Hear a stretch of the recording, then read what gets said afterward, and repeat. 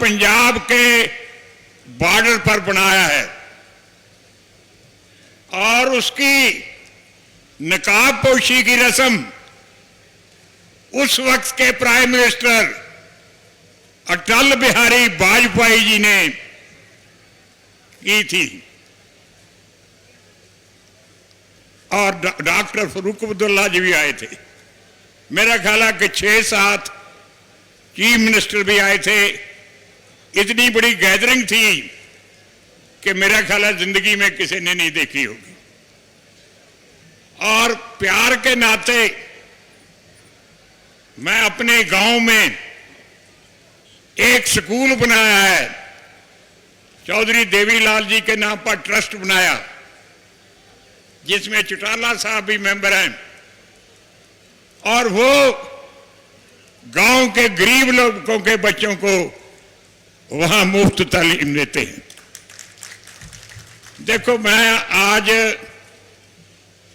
इस मंच पर 2-3 बातें जरूर कहूंगा।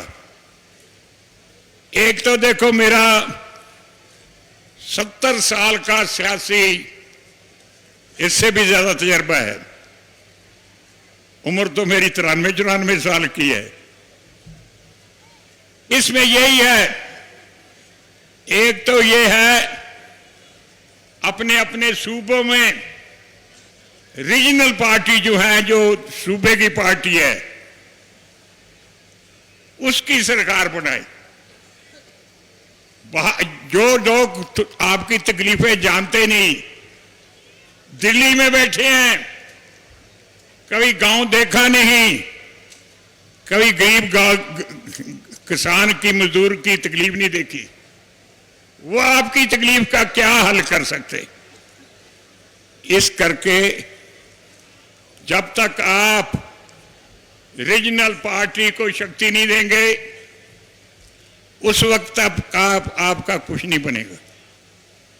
दूसरा, मंच पर बहुत सीनियर देश के नेता बैठे हैं।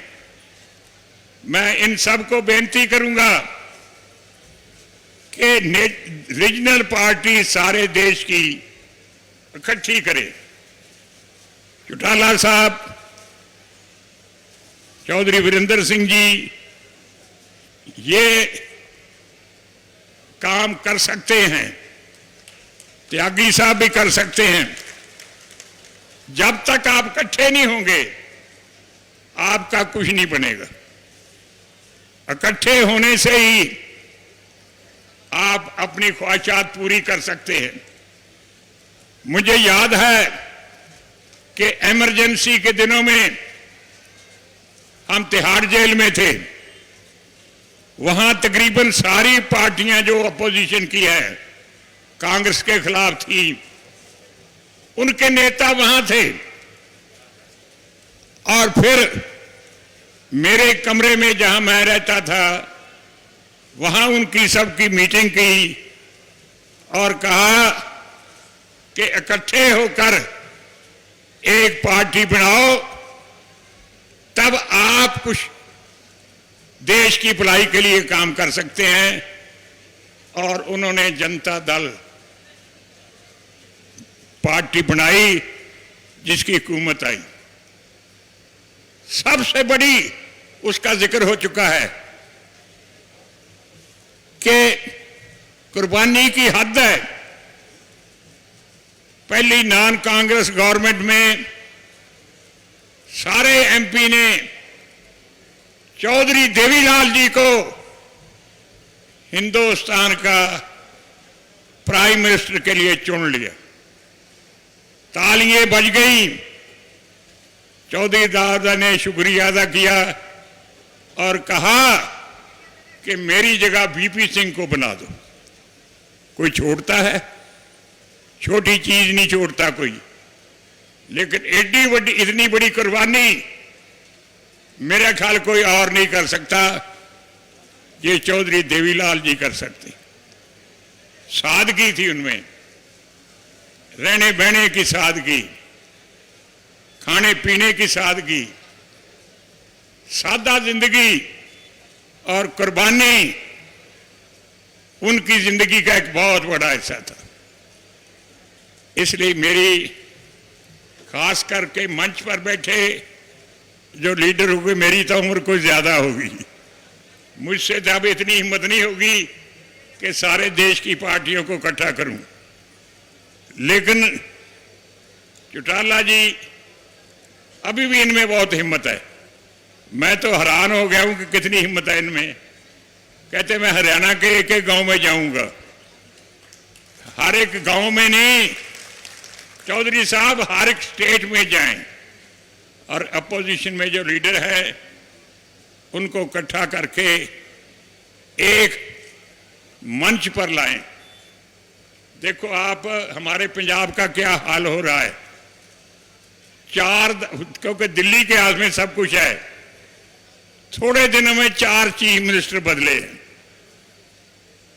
एक को बना देते हैं, अगले दिन उसको उठा देते हैं, और किसी को बना देते हैं, तीसरे दिन और किसी को बनाते हैं, चौथे और किसी को बना देते हैं। कितनी बुरी बात है ये। हाई कमांड वो होती है जो एक फैसला करे और उस पर पूरा रहे, लेकिन उनको मालूम ही नहीं होता कि कौन चीफ मिनिस्टर के काबिल है और कौन मिनिस्टरों को काबिल है। इसलिए इस झंझट में पड़े रहते हैं। इसलिए भाइयों, मैं आपका बड़ा शुक्रगुजार हूं। चौटाला साहब ने मुझे हुक्म किया था कि आप जरूर आए। मैंने कहा मैंने डॉक्टरों ने मना किया है, सेहत ठीक नहीं, पर जहां चौधरी देवीलाल जी का नाम आ जाता है तो फिर तो मुझे जितना भी भावें तकलीफ हो, मैं उनके समागम में जरूर जाता हूं।